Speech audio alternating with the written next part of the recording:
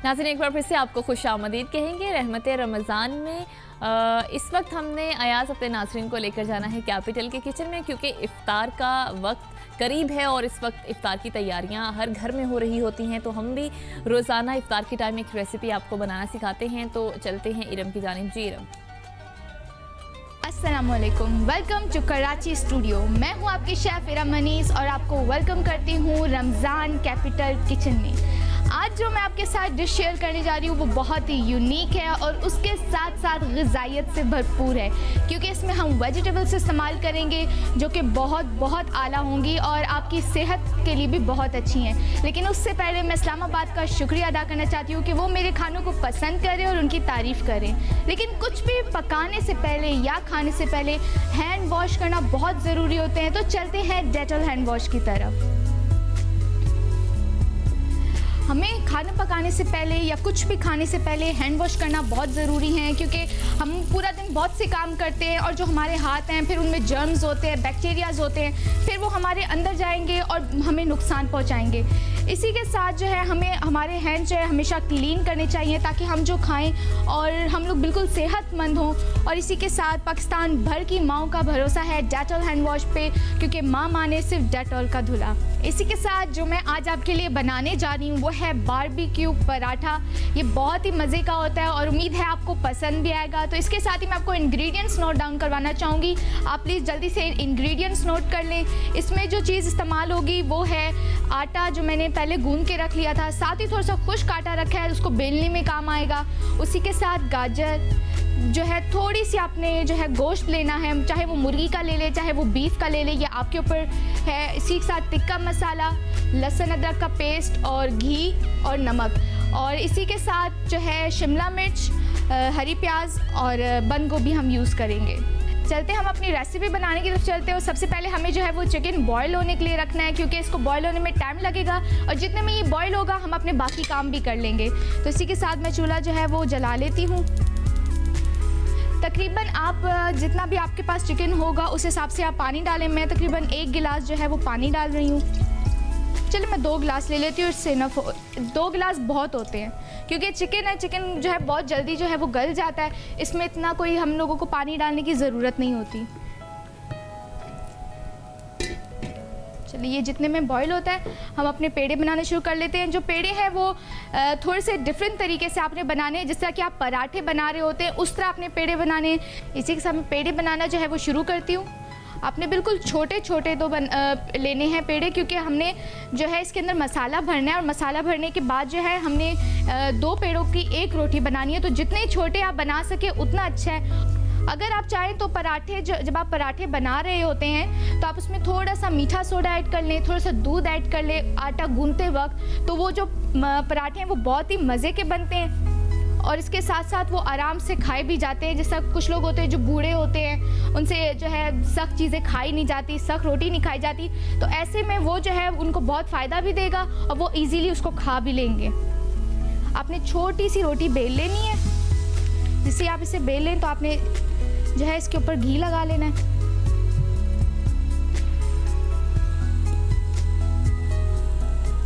घी लगा के आपने इसके सेंटर में बिल्कुल एक कट लगाना है और उसके बाद आपने इसको रोल करना शुरू कर देना है। इस तरीके से आप इसको रोल करेंगे। रोल करने के बाद आपने इसको नीचे की तरफ पुश करना है। आप इसको बना के रख लें ताकि जब आप इसको बेलना शुरू करें तो ये परफेक्टली आप बेल भी लेंगे इसको और ये कहीं से ख़राब भी नहीं होंगे और ये कहीं से टूटेगा भी नहीं, ये बिल्कुल परफेक्ट होगा। इसी के साथ जो है मैं अपना जो चिकन है वो चेक कर लेती हूँ, क्योंकि ऑलरेडी ये बारीक कटा हुआ है, ये बहुत जल्दी जो है वो गल जाएगा। इसका जो कलर है वो चेंज होना शुरू हो गया। ये देखिए। इसी के साथ जो है इसमें आप तकरीबन 1 टेबल स्पून आप इसमें नमक ऐड कर लेंगे, क्योंकि अगर आप इसमें किसी भी चीज़ में नमक कम हो तो उसका जायका जो है वो ख़राब हो जाता है, क्योंकि नमक जो है वो हर खाने की जान होती है। अगर नमक जो है वो खाने में ठीक ना हो तो खाने का जायका नहीं आता। मैं ले रही हूँ 1 अदद शिमला मिर्च ले रही हूँ, ये इनफ होगी इसके लिए। आप चाहें तो 2 ले सकते हैं, लेकिन एक बेटर है, क्योंकि अगर आपने 2 ली तो इसका जायका और खुशबू इतनी ज़्यादा होती है शिमला मिर्च की कि फिर पूरे पराठे में आपको सिवाय शिमला मिर्च के जायके के और कुछ भी नहीं आ रहा होगा। तो बेटर है कि आप एक ही लें, क्योंकि ये चीज़ मैंने अक्सर ख़वातीन में देखी है कि वो कहते हैं कि आप जितनी चीज़ें डालोगे उतना अच्छा टेस्ट होगा, लेकिन ऐसा कुछ भी नहीं है। टेस्ट हर चीज़ का उतने में ही आता है जितने में आप चीज़ें बराबर लें। हमारी जो शिमला मिर्च है वो मैंने काट लिया, मैं इसको जो है एक बाउल में ले लेती हूँ, इकट्ठी करके मैं अब इसको एक बाउल में ले लेती हूँ। ये फिर जब आप इसको फ्राई करेंगे आप इसको यूज़ करेंगे। लेकिन मैं एक और चीज़ बता दूँ कि जो सब्ज़ियाँ आपने फ्राई करनी है वो इतनी ज़्यादा नहीं करनी है, आपको बहुत लाइट सी इसको फ्राई करना है ताकि ये जो है गले नहीं, ये कच्ची कच्ची रहेंगी तो ये इसमें टेस्ट देंगी। इसी के साथ मैं बंद गोभी काट लेती हूँ, जितना बारीक आप काटेंगे उतना ही अच्छा है, और इसको लंबाई में ही काटें क्योंकि ये उसमें बहुत खूबसूरत लगता है जब ये बंद गोभी जो है उसमें डलती है, क्योंकि ये बहुत जल्दी जो है वो गल जाती है। इसका यही एक मसला होता है कि इसको गलने में टाइम नहीं लगता। ये जितनी भी बंद गोभी है वो इसमें डाल देनी है। इसी के साथ हम चलते हैं अपने चिकन की तरफ।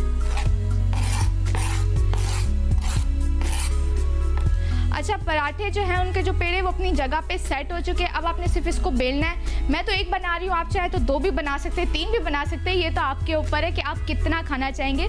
लेकिन ये बहुत हैवी होता है, सिर्फ मेरे ख्याल से तो एक पराठा जो है 2 बंदे आराम से खा सकते हैं। ये हमारा जो चिकन है वो बॉयल हो चुका है और इसका जो पानी है वो इसी के अंदर खुश्क हो चुका है, क्योंकि मैंने जो है इसमें बहुत कम पानी डाला था। और ये बेटर है कि आप इसका जो पानी है वो इसी के साथ खुश्क हो, आपको इसको ड्रेन ना करना पड़े। हमारा जो चिकन है वो हो चुका है और हम इसको अब निकाल लेते हैं।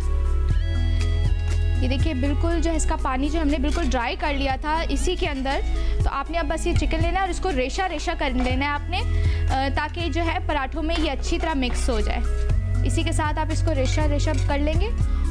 ओके, ये हो गया हमारे पास।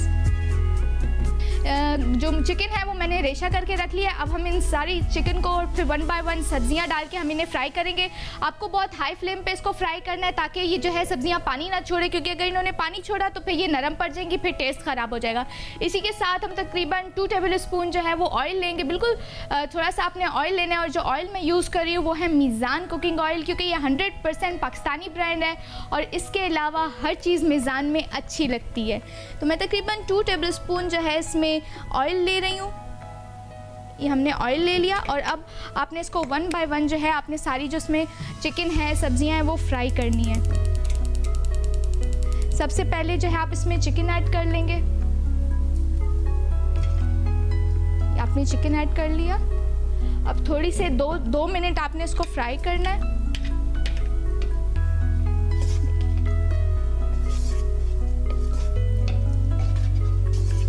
जो है आप इसमें शिमला मिर्च ऐड करेंगे। ये आपने शिमला मिर्च ऐड कर ली। मैं आपको पहले भी मैंने बताया, मैं दोबारा आपको बता रही हूँ कि शिमला मिर्च की जो क्वांटिटी है वो कम ही रखिएगा। ये ना हो कि आप ये सोच रहे हो कि टेस्टफुल होगा तो आप ज़्यादा डाल दें, क्योंकि अगर आपने इसको ज़्यादा डाल दिया तो इसका टेस्ट सिवाय शिमला मिर्च के आपको किसी चीज़ का टेस्ट नहीं आएगा, क्योंकि शिमला मिर्च बहुत ज़्यादा टेस्टफुल होती है और इसमें बहुत ज़्यादा जायका भी है। कि आपने शिमला मिर्च ले ली। अब आप इसमें जो है वो तकरीबन 1 बाउल गाजर ऐड कर लेंगे। गाजर ऐड की। अब आपने इसको फ्राई करना है थोड़ा सा। या फ्राई हो गया। अब इसी के साथ जो है हम इसमें बंद गोभी शामिल कर लेंगे। ठीक है इरम, आप बनाइए, बहुत मज़े की रेसिपी लग रही है समीना आज भी, लेकिन अब बिल्कुल अपने नाज़रीन को हम इसके बाद बताएंगे कि जब रेसिपी मुकम्मल होगी तो फिर एक मरतबा कराची आपको लेके जाएंगे। खानम की जानिब बढ़ना चाहूँगा। नाज़रीन, मैं सवाल का सिलसिला आगे बढ़ाना चाहूँ। खानम, मुझे एक वाक़या याद आ रहा है जब हज़रत ईसा अलैहिस्सलाम से शैतान जो है वो इंसानी रूप में मिला और उसने कहा कि अल्लाह रब्बुल इज़्ज़त तुम्हारा रब जो है हर चीज़ पर कादिर है, तो तुम इस तरह क्यों नहीं करते हो कि पहाड़ पर जाओ और जाकर छलांग लगा दो नीचे और कहो तुम्हें मेरा खुदा बचा लेगा। तो क्या ये बात भी तवक्कुल में आती है जब हज़रत ईसा ने उसको ये जवाब दिया कि नहीं, खुद मेरा काम नहीं है कि मैं खुदा को आज़माऊँ, खुदा का काम है कि वो मुझे आज़माए? जी हाँ, उसमें ये है ना कि अगर कोई गिरा दे आपको तो अल्लाह की ज़ात पे तवक्कुल करें, ना ये कि ख़ुद छलांग लगा दें। जैसे जनाब इब्राहीम अलैहिस्सलाम का वाक़या है कि जनाब इब्राहीम अलैहिस्सलाम के लिए जिस तरह आग भड़काई गई और 40 दिन तक सवारियों के ऊपर वो आग वहाँ पहुँचा, वो ईंधन वहाँ पहुँचाया गया। और यहाँ तक कहा गया है कि अगर इन्नल मरअता लम्मा रिज़्ज़त, अगर कोई ख़ातून बीमार हो जाती थी तो वो ये मन्नत मानती थी कि अगर इन आफ़ानी अल्लाह हो, अगर खुदा मुझे शिफा दे तो लअजअलन्ना लिइब्राहीम हतबा, मैं इब्राहीम के लिए ईंधन फराहम करूँगी।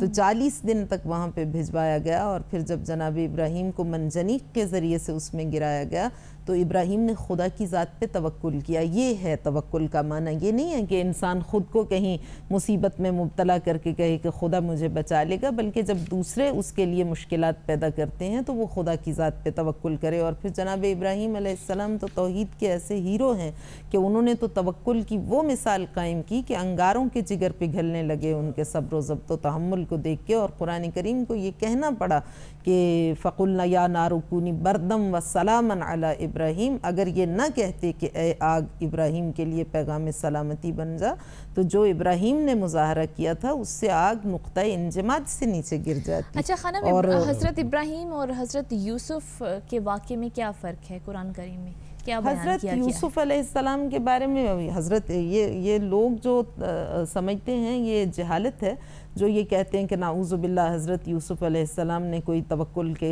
कोई गलत काम अंजाम दिया था। हज़रत यूसुफ अलैहिस्सलाम अल्लाह के उन बरगुज़ीदा नबियों में से हैं जिनके बारे में कुरान करीम फरमाता है इन्नहु मिन इबादिनल मुखलसीन, वो शख्सियात में से हैं जिनको खुदा ने खालिस किया, अल्लाह के मुखलस बंदों में से, मुखलिस नहीं मुखलस, जिन्हें खुदा ने खालिस किया। लेकिन बात यह है कि जनाब यूसुफ अलैहिस्सलाम ने ज़िंदान से जब वो अफराद रिहा हुए जो 2 कैदी थे और जिन्हें ख्वाब की ताबीर इन्होंने मरहमत फरमाई थी, कुरान ने ख़ुद ही बयान किया वक़ाल लिल्लज़ी ज़न्ना अन्नहु नाजिम मिनहुमा उज़कुरनी इंद रब्बिका फ़अन्साहु शैतानु ज़िक्र रब्बिही फ़लबिसा फ़िस्सिज्नि बिज़अ सिनीन, कि जनाब यूसुफ अलैहिस्सलाम ने एक कैदी से जो रिहाई पाने वाले थे उनमें से एक से जिसके बारे में उन्हें गुमान था नाजिम मिनहुमा, नजात पा जाएगा, बच जाएगा, उससे कहा उज़कुरनी इंद रब्बिक, बादशाह के पास मेरा जिक्र करना, फ़अन्साहु शैतानु ज़िक्र रब्बिही, लेकिन शैतान ने वो बात उसके दिमाग से महव कर दी। और फ़लबिसा फ़िस्सिज्नि बिज़अ सिनीन, जिसके नतीजे में हज़रत यूसुफ अलैहिस्सलाम कई और सालों तक ज़िंदान में पड़े रहे। तो इस बारे में ये कहा जाता है कि जब जनाब यूसुफ अलैहिस्सलाम ने उस कैदी से ये कहा तो जिब्रील अमीन नाजिल हुए। अब जिब्रील अमीन ने जो सवालात किए उसकी वजह यह है कि एक आम शख्स में और एक ज़्यादा पढ़े लिखे और तालीम याफ्ता शख्स में जैसे फ़र्क होता है, इसी तरह एक आम मुसलमान में और एक नबी बरहक में फ़र्क होता है। तो बाज़ चीज़ें होती हैं जो एक आम इंसान इख्तियार कर सकता है लेकिन बड़ी शख्सियत उसको इख्तियार नहीं कर सकती, वाइल्ला वो कोई गुनाह नहीं था। आप वक्फा लेना चाहें तो ले लें, हम बाद में बात जाना है एक, हम आपकी बात को यहीं से कंटिन्यू करेंगे। नासिन एक ब्रेक का वक्त हुआ है, ब्रेक के बाद वापस आते हैं, आप साथ रहिए।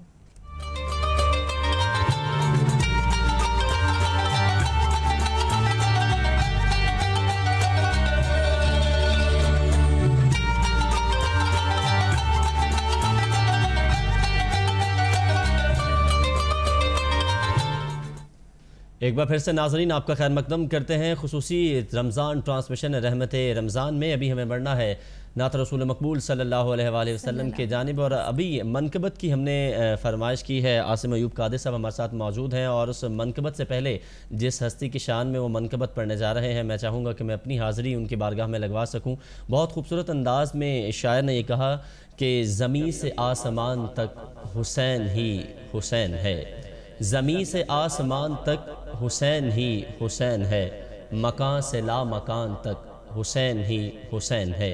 नबी की पुश्त पाक हो या करबला की खाक हो, जहाँ जहाँ निगाह गई वहाँ वहाँ हुसैन है। जी कादिर साहब आपके जाने माना चाहेंगे। इमाम अली मकाम की शान में एक बहुत ही खूबसूरत कलाम, उसके चंद अशार पेश करता हूँ।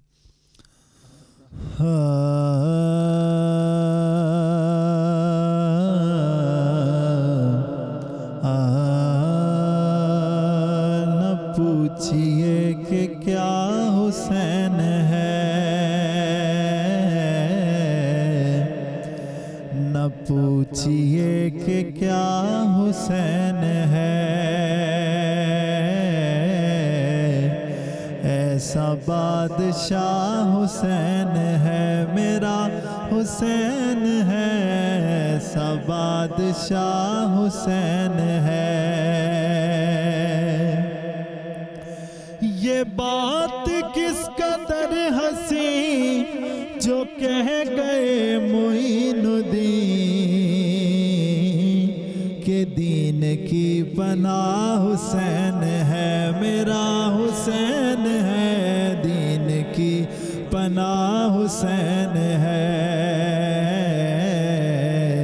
ऐसा बादशाह हुसैन है, करम की इंतहा हुसैन है। छुपा हुआ खजाना था, किसी को भी पता न था। छुपा हुआ खजाना था, किसी को भी पता न था। वजूद में न आते ये, किसी का मैं खुदा न था। ये मेरी कुल खुदाई है, ये मेरी कुल खुदाई है, जिनके रूबरू बनी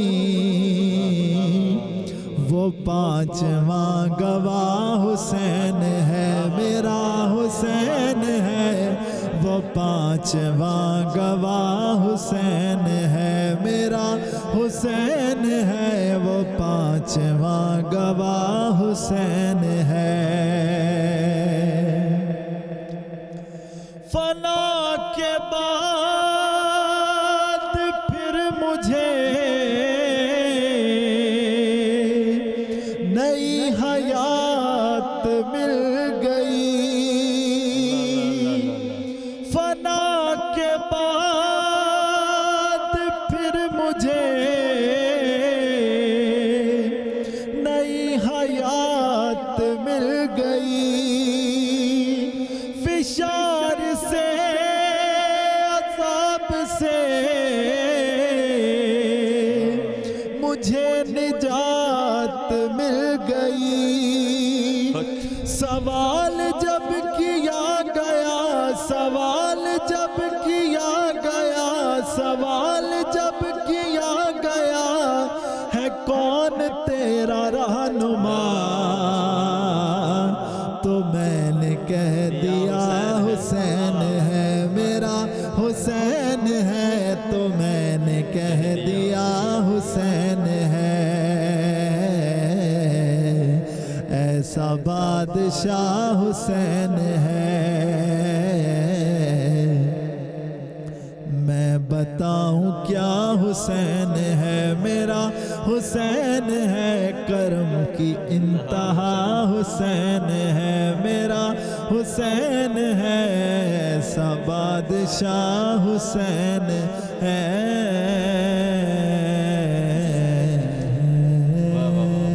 सबीना अगर आप इजाज़त दे तो मुझे बहुत खूबसूरत मिसरे याद आ रहे हैं। मैं चाहता हूँ कि जिक्र ही ऐसा छेड़ दिया है इन्होंने, और ये जिक्र हुसैन मैं समझता हूँ नाज़रीन, और जिक्र अहले बैत वो जिक्र है कि जब भी छिड़ जाता है महफिल में और कहीं भी हो, कोई भी प्लेटफॉर्म हो, लेकिन जहाँ पर भी ये जिक्र छिड़ता है तो अहले इश्क जो लोग हैं वो मचल जाते हैं। और बहुत खूब किसी ने कहा है कि कौन जाने कोई कैसे शहे मशरिकैन बना, बशर का हुस्न अकीदत का ज़ेब व ज़ैन बना।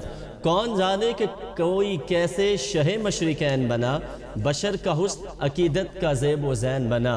अली का खून लुआबे रसूल शेर बतूल, मिले जब ये अनासर तो फिर हुसैन बना। क्या बात है, क्या बात है अयाज़ आपकी। नाज़रीन, गुफ्तगू के सिलसिले को आगे बढ़ाते हैं। आज हम जिस तरह से तवक्कुल के हवाले से ख़ानम से गुफ्तगू कर रहे हैं, ख़ानम सूरह आले इमरान की आयत नंबर 159 का इस तरह से कुछ तर्जुमा है, और काम का मशवरा उनसे किया करें, फिर जब आपका पुख्ता इरादा हो जाए तो अल्लाह ताला पर भरोसा करें, बेशक अल्लाह ताला तवक्कुल करने वालों से मोहब्बत करता है। ये फिर जी हाँ, ये बताइएगा कि कुरान करीम में कितनी बार और कितना ज़्यादा तवक्कुल का जिक्र हुआ है? जी हाँ, कुरान करीम में बहुत सी आयत हैं। सूरह मुबारक माइदा और तौबा दोनों में इस आयत को तकरार किया गया, व अलल्लाहि फतवक्कलू इन कुंतुम मुमिनीन, अगर तुम बाईमान हो, साहिब ईमान हो, तो अल्लाह की ज़ात पर तवक्कुल करो। और इसी तरह कुरान करीम की एक और आयत में इरशाद फरमाया, व अलल्लाहि फलयतवक्कलिल मुमिनून, मोमिनों का काम ही ये है कि वो अल्लाह की ज़ात पर तवक्कुल करते हैं। फिर कुरान करीम में इरशाद फरमाया, इन्नमल मुमिनून अल्लज़ीना इज़ा ज़ुकिरल्लाह वजलत क़ुलूबुहुम वज़ादतहुम ईमाना, साहिबान ईमान वो हैं इज़ा ज़ुकिरल्लाह, जब अल्लाह का ज़िक्र उनके सामने किया जाए, वजलत क़ुलूबुहुम, उनके दिल लरज़ने लगते हैं, व इज़ा तुलियत अलैहिम आयातुहु, और जब अल्लाह की आयत की तिलावत उनके सामने की जाए, ज़ादतहुम ईमाना, उनके ईमान में इजाफ़े का बाइस बनता है, व अला रब्बिहिम यतवक्कलून, और वो लोग अल्लाह की ज़ात पर तवक्कुल करते हैं। तो कुरान करीम की बहुत सी आयत हैं, लेकिन एक आयत सूरह मुबारक तलाक़ की है, आयत नंबर 3, जिसमें खालिक कायनात ने इरशाद फरमाया, मन यतवक्कल अलल्लाह फहुवा हस्बुहु, बहुत ही जामे आयत है। मन यतवक्कल अलल्लाह, जिसने अल्लाह की ज़ात पर तवक्कुल किया, फहुवा हस्बुहु, तो खुदा ही उसके लिए काफ़ी है। इन्नल्लाह बालिगु अम्रिही, बेशक खुदा अपने उमूर को इंतहा तक पहुँचाने वाला है। क़द जअलल्लाहु लिकुल्लि शैइन क़दरा, और उसके यहाँ हर चीज़ को एक क़द्र व मुनासिबत के साथ पैदा किया गया और करार दिया गया। इस आयत के बारे में ये बयान किया जाता है कि जितनी बड़ी शख्सियात थीं तूले तारीख़ में, जो इल्मी व मानवी और रूहानी एतबार से बुलंद दर्जात को पहुँची, उनमें कुछ करामात थीं जो एक आम इंसान अंजाम नहीं दे सकता। तो जब उनसे पूछा जाता था कि आप में आर्ट ऑफ एल्केमी है, आप एल्केमिस्ट हैं, आप लोहे को सोने में कन्वर्ट कर सकते हैं, तो बल्कि ये कहते थे कि वो किसी भी चीज़ को किसी भी चीज़ में कन्वर्ट करने की सलाहियत रखते थे। तो जब उनसे पूछा जाता था कि ये आपके पास कहाँ से आया इल्म कीमियागरी, तो वो कहते थे कि अगर तुम चाहो तो तुम्हारे पास भी आ सकता है कि तुम किसी भी चीज़ को किसी भी शक्ल में तब्दील कर सकते हो। तो उनसे पूछा कैसे, तो उन्होंने कहा कुरान करीम की ये आयत पढ़ा करो हर नमाज के बाद, मैं यतवक्कल अलल्लाह फहुवा हस्बुहु, जो खुदा की ज़ात पर तवक्कुल करे खुदा ही उसके लिए काफ़ी है।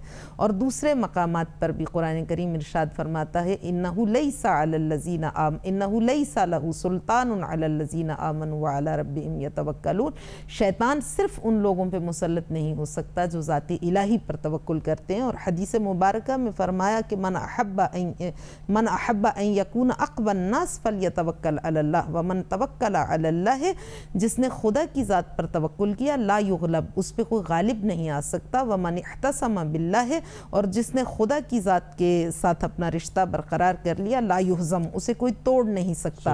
और फरमाया कि मन अहब्बा, जो शख्स ये पसंद करे कि अन यकून अक़वन नास, कायनात में सबसे ज़्यादा कवी तरीन इंसान बन जाए, तो उसको चाहिए फलयतवक्कल अलल्लाह, ज़ात खुदा पर तवक्कुल करे। अत्तवक्कुलु अलल्लाह अस्ल क़ुव्वतिल क़ल्ब, इंसान के दिल की जो असल ताकत है वो ज़ात इलाही पर तवक्कुल से उसे हासिल होती है। ठीक है खानम, मैं चाहूँगा कि इसको कंक्लूड कर लीजिए सिर्फ 1 से 2 मिनट में, उसके बाद हमने जाना है नात पर, उसके बाद हम उसी से ब्रेक पर चले जाएंगे। जी हाँ, तो बस मैं ये गुजारिश कर रही हूँ कि हमारी ज़िंदगियों में बहुत से मसाइल और बहुत से मुश्किलात इस वजह से हैं कि हम ज़ात इलाही पर तवक्कुल नहीं करते। खुदाबंद मुताल की ज़ात को अगर कादिर तवाना तसव्वुर करें, और जैसा कि कुरान करीम में बयान किया गया, इन्नल्लाह अला कुल्लि शैइन क़दीर, खालिक कायनात हर चीज़ पर कादिर है। लहुल मुल्क, पूरी कायनात की बादशाही उसके कब्ज़ा कुदरत में है। लिल्लाहिल मुल्क, पूरी कायनात उसके लिए है। तबारकल्लज़ी बियदिहिल मुल्क, पूरी कायनात उसके ज़िम्मा में इख्तियार, उसके कब्ज़ा कुदरत में है। और वो खुदा है कि अल्लज़ी खलक़ल मौत वल हयात, मौत और हयात भी उसके कब्ज़े में है। ला यऊदुहु सिनतुम वला नौम, ना उसको नींद आती है ना ऊँग आती है। अगर हम उस ज़ात पे तवक्कुल करें और उसको अपना वली नेमत मुनइम हकीकी और सरपरस्त आला तसव्वुर करें, तो हमारी ज़िंदगियों की मुश्किलात ख़त्म हो जाएँ और हमारी ज़िंदगी में एक ठहराव, एक इत्तेदाल और ज़िंदगी में एक आसूदगी आ जाए अगर खुदा की ज़ात पर तवक्कुल करें और अपने उमूर को उस पर छोड़ दें, लेकिन ख़ुद काम करना ना छोड़ें। ठीक, बहुत शुक्रिया खानम तैयबा बुखारी साहब, आप तशरीफ़ लाई, और आपसे कल भी इंशाल्लाह हम एक नए मौजू पर गुफ्तगू करेंगे। नाज़रीन, ब्रेक पे जाना है। ब्रेक पे जाने से पहले मैं गुजारिश करूँगी आसिम भाई से नाते रसूल मकबूल पेश करें। बड़ी उम्मीद है सरकार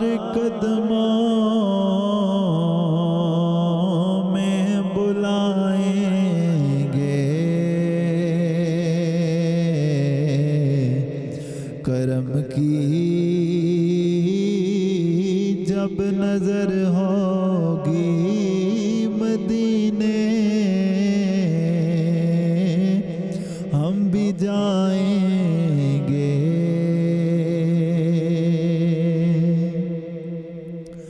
अगर जाना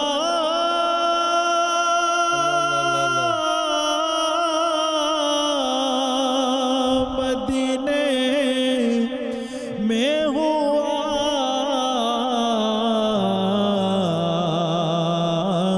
हम गम के मारों का, अगर जाना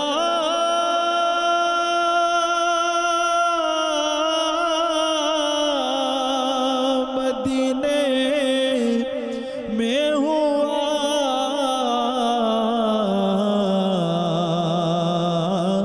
हम गम के मारों का,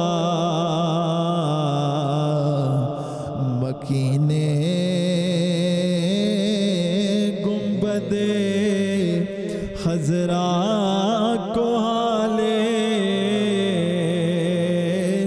दिल सुनाएंगे।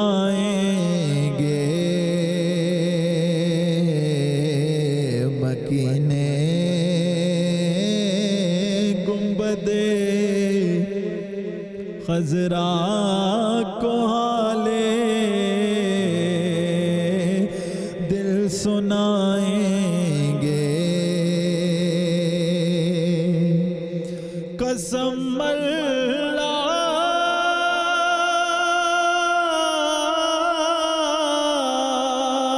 की होगा